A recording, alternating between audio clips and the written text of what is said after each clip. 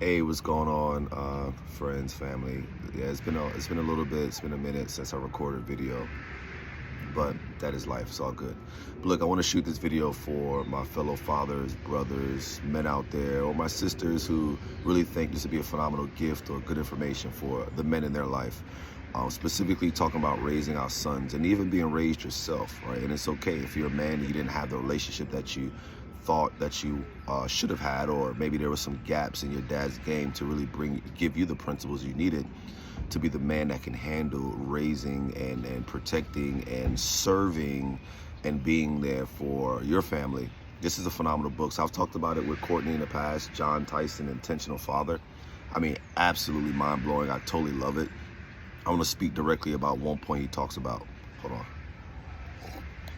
So he talks about the 5 shifts that he learned out of Adam's Run by Richard Rohr. So shout out to you. I'll be getting that book as well. These 5 shifts are crucial, right? 5 shifts, sorry. It says, number 1, life is hard. Number 2, you are not important. Number 3, your life is not about you. Number 4, you are not in control. And number 5, guess what? You're going to die. Now, it's funny because these are tough things, and could you imagine me really trying to teach my sons, my twin boys, who are 11 turning 12, these principles? But guess what? If we go back to, very ancient times, we've had our culture, our civilization, and, if you go back to Haiti or African culture, depending on whatever your culture is, Europe, ancient culture, whatever it may be, there was some pretty intense rituals to bring a boy from boyhood into manhood, right? So this is essentially what this is touching on. But in today's world, we understand that that's not necessarily the case. We don't have to do those type of things, but we can teach these 5 principles, and these principles translate so well into the reality and the challenges of life as a man and as a woman, right? But I'm specifically speaking to men. So, but we can soften this a little bit for our boys. So the way John Tyson talks about that is simply by saying, okay, instead of life is hard, teach your boys that, hey, there's a point in your matriculation through age and maturity that you have to stop looking and being satisfied with doing easy things and start doing hard things, difficult things. So let's go out and face our fears. Let's go out and take on some challenges. Let's come out of ourselves when we don't feel like doing something and do it anyway. You are not important, right? How can I tell my baby boy he's not important? Well, the reality is he is important, especially to God, to his family. That child 100% is important. But what we're trying to train that son to understand is, hey, boys always think about themselves. Boys always want to please self, want to please their own bodies.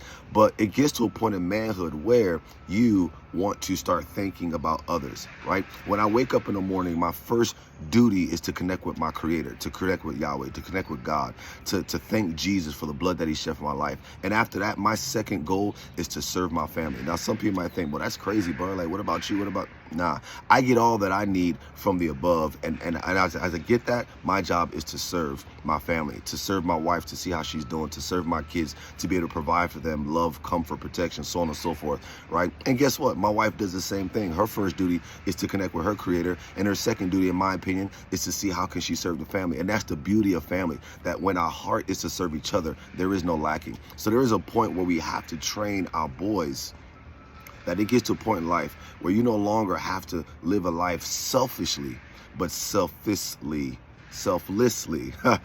where now you're thinking about how can you serve others. All right, point 3, life is not about you, right? Same exact concept, essentially. Like, hey, let's teach our boys that there is a huge, big story, right? There's a big story out there. God is doing amazing things in life. And guess what? You are in that story, but you're not the star of that story. It's not just about you, young man. Let's look at what's going on in that town next door. Let's look at what's going on in that country overseas. Let's look at how your production in your company that you start or the business you work for, how does your production impact the overall story? Yes, I understand you might be having a bad day, but does everyone really need to know you're having a bad day? Because they're depending on you to produce at a certain level for the story, for the whole story. So again, it's important to teach our boys at a certain point. As a boy, guess what? When things are hard for you, we get it. You want to have a pouty, whatever, what they call it, right?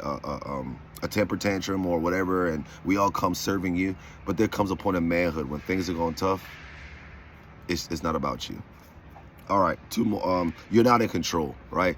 We love to be in control. We love to be able to just take things into our own hands, especially when we get to teenagehood and young men and we really start to feel ourselves. We start bench pressing a little bit more. It's really like, man, I can handle this. But there comes a point, my fathers, my brothers, and my mothers, my uncles, whoever you are, where we have to teach our boys that one of the greatest gifts that we've been given by God is the gift of surrender.